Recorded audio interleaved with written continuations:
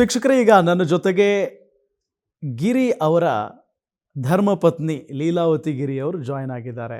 ಒಬ್ಬ ಯಶಸ್ವಿ ಪುರುಷನ ಹಿಂದೆ ಒಬ್ಬ ಮಹಿಳೆ ಇದ್ದೇ ಇರ್ತಾರಂತೆ. ಹಾಗೆ ATS ಗಿರಿ ಅವರ ಈ ಸಾಮ್ರಾಜ್ಯ ಕಟ್ಟುವುದರ ಹಿಂದೆ ಅವರ ಪತ್ನಿಯ ಒಂದು ಶ್ರಮ ಕೂಡ ಜಾಸ್ತಿ ಇದೆ.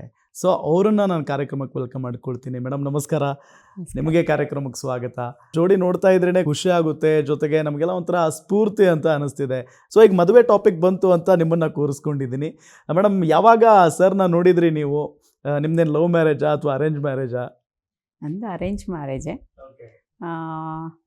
ಇವರು ನನ್ನ ಸೋದರ ಮಾವನ ಮಗ, ಹಾಗಾಗಿ ನಾನು ಚಿಕ್ಕದ್ರಿಂದನೂ ಅವರನ್ನು ನೋಡ್ತಾ ಬರ್ತಾ ಇದ್ದೆ. ಸೊ ಹಾಗಾಗಿ ದೊಡ್ಡವರು ಇಷ್ಟಪಟ್ಟು ಮದುವೆ ಮಾಡಿದ್ರು. ಮೇಡಮ್, ಈಗ ನಾನು ಹೇಳ್ತಾ ಇದ್ದೆ ಆರಂಭದಲ್ಲೇ, ಒಬ್ಬ ಯಶಸ್ವಿ ಪುರುಷನ ಹಿಂದೆ ಮಹಿಳೆಯೊಬ್ಬರು ಇದ್ದೇ ಇರ್ತಾರೆ ಅಂತ ಹೇಳಿ. ನೀವು ಅವರು ಕಟ್ಟಿದಂಥ ಈ ಒಂದು ಇನ್ಸ್ಟಿಟ್ಯೂಷನಲ್ಲಿ ಯಾವ ರೀತಿಯಾಗಿ ಅವರಿಗೆ ಸಹಾಯ ಮಾಡ್ತಾ ಇದ್ದೀರಿ? ಏನು ಜವಾಬ್ದಾರಿ ವಹಿಸ್ಕೊಂಡಿದ್ದೀರಿ ಸದ್ಯಕ್ಕೆ? ಮೊದಲನೇ ಜವಾಬ್ದಾರಿ ನಮ್ಮದು ಇರುತ್ತೆ.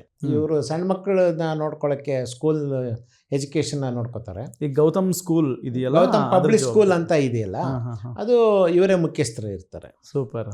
ಸೊ ಇವರು ಸಣ್ಣ ಮಕ್ಕಳನ್ನ LKG ಇಂದ 10ನೇ ಕ್ಲಾಸ್ ತನಕ ಇವರು ನೋಡ್ಕೊಳ್ಳೋಕ್ಕೆ ಅವರು ನೋಡ್ಕೋತಾ ಇರ್ತಾರೆ. ಈಗ ಮೇಡಮ್, ಗೌತಮ್ ಸ್ಕೂಲ್ ಪಬ್ಲಿಕ್ ಸ್ಕೂಲ್ನಲ್ಲಿ ನೀವು ನೋಡ್ದಂಗೆ ಎಷ್ಟು ಮಕ್ಕಳಿದ್ದಾರೆ, ಎಷ್ಟು ಟೀಚರ್ಸ್ ಇದ್ದಾರೆ, ಸ್ಟಾಫ್ ಇದ್ದಾರೆ, ಅದ್ರ ಬಗ್ಗೆ ಹೇಳ್ಬೋದಾ? ಸರ್, ಮಕ್ಕಳೆಲ್ಲ ಬರ್ತಾ ಇದ್ದಾರೆ, ಮಕ್ಕಳೆಲ್ಲ ತುಂಬ ಚೆನ್ನಾಗಿದ್ದಾರೆ. 25ಕ್ಕಿಂತ ಹೆಚ್ಚು ಸ್ಟಾಫ್ಸ್ ಇದ್ದಾರೆ. ಟೋಟಲ್ ಒಂದು 30 ಜನ ಎಲ್ಲ ವರ್ಕರ್ಸ್ ಎಲ್ಲ ನಮ್ಮ ಜೊತೆ ವರ್ಕ್ ಮಾಡ್ತಾರೆ.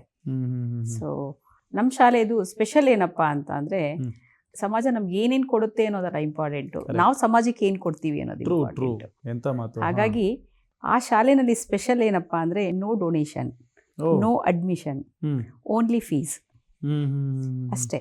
ನಾವು ಮಕ್ಕಳಿಗೆ ಪಾಠದ ಜೊತೆಗೆ ಫ್ರೀ ಟ್ಯೂಷನ್ನು ಕೊಡ್ತೀವಿ ನಾವು. So nice. ಇನ್ನು ಸರ್ ಕಾಲೇಜ್ ನೋಡ್ಕೋತಾರೆ, ಅವ್ರಿಗೆ ಸಾಕಷ್ಟು ತಲೆನೋವುಗಳಿರ್ತವೆ. ಸೊ ಇದೆಲ್ಲದರ ನಡುವೆ ಸರ್ ನೀವು ಸಮಾಜ ಸೇವೆಯನ್ನು ಕೂಡ ಮಾಡ್ತೀರಿ ಅಂತ ಕೇಳ್ಪಟ್ಟಿದ್ದೀನಿ ಸರ್. ಏನೇನು ಮಾಡಿದ್ದೀರಿ?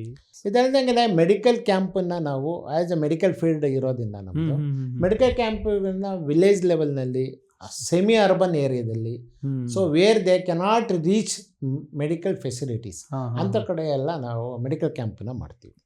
ಓಕೆ. ಸೊ ಎವ್ರಿ ಇಯರ್ ನಾವು ಫೌಂಡರ್ಸ್ ಡೇ ಟೈಮ್ನಲ್ಲಿ ಬ್ಲಡ್ ಕ್ಯಾಂಪು, ಆಮೇಲೆ ಯಾವುದೋ ಕ್ಯಾನ್ಸರ್ ಡಿಟೆಕ್ಷನ್ಸ್ ಕ್ಯಾಂಪು, ಆಮೇಲೆ ಇದೇ ಥರ ಜನಗಳಿಗೆ ಉಪಯೋಗ ಯಾವುದು ಆಗುತ್ತೋ ಅದನ್ನು ನಾವು ಮಾಡ್ಕೊಂಬರ್ತಾ ಇದ್ದೀವಿ. So nice. ಮೇಡಮ್, ಈಗ ಸಹಜವಾಗಿ ಎಷ್ಟೋ ಜನ ನಾವು ಸ್ಕೂಲ್ ಮಾಡಬೇಕು, ಒಂದು ಸಂಸ್ಥೆ ಕಟ್ಟಬೇಕು, ಒಂದು ಕಾಲೇಜ್ ಮಾಡಬೇಕು, ಒಂದು ಸಂಸ್ಥೆ ಕಟ್ಟಬೇಕು ಅನ್ನೋ ಒಂದು ಮಹದಾಸೆಯಲ್ಲಿರ್ತಾರೆ.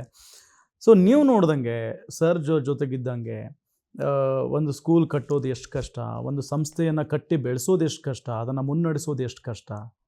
ಸರ್, ಅದು ಎಷ್ಟು ಕಷ್ಟ ಅನ್ನೋದು ನನಗೆ ಅವರು ತೋರಿಸ್ಕೊಟ್ಟಿಲ್ಲ ಮೊದಲನೇದು.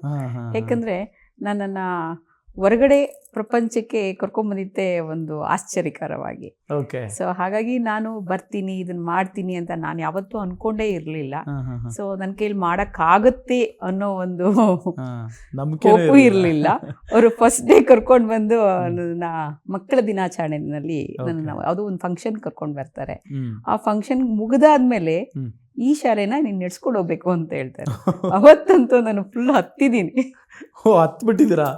ಭಯ ಆಗಿತ್ತು? ಭಯ ಆಗಿತ್ತು, ಸರ್ಪ್ರೈಸ್ ಇದು. ಸೊ ನಂಗೆ ಅದು ಏನು ಗೊತ್ತಿರಲಿಲ್ಲ, ನನಗೆ ಏನಂದ್ರೆ ಏನು ಗೊತ್ತಿರಲಿಲ್ಲ. ಸೊ ಬಟ್ ನನಗೆ ಟೀಚರ್ ಆಗಬೇಕು ಅನ್ನೋವಂಥ ಆಸೆ ಮಾತ್ರ ಇತ್ತು. ಅದ್ರ ಬಗ್ಗೆ ಅವ್ರಿಗೆ ಚೆನ್ನಾಗಿ ಅರಿವಿತ್ತು. ಆಮೇಲೆ ಮನೆಯಲ್ಲಿ ಮಕ್ಳಿಗೆ ಪಾಠ ಮಾಡೋದು ಅದೆಲ್ಲ ನೋಡ್ತಾ ಇದ್ರು. ಸೊ ಹಾಗಾಗಿ ಫಸ್ಟ್ ಡೇ ಅವ್ರು ಹೇಳಿದ್ರು, ನಾನು ನಿನ್ ಜೊತೆಲಿ ಇರ್ತೀನಿ, ಹೆದರ್ಕೋಬೇಡ, ಏನೇ ಬರ್ಲಿ ನಾನು ನಿನ್ ಜೊತೆಗಿರ್ತೀನಿ. ಆ ವರ್ಡು ಇವತ್ತಿನವರೆಗೂ ಉಳಿಸ್ಕೊಂಡಿದ್ದಾರೆ. ನಾನಿವತ್ತು ಒಂದೊಂದು ಹೆಜ್ಜೆನಲ್ಲೂ ಅವರಿದ್ದಾರೆ.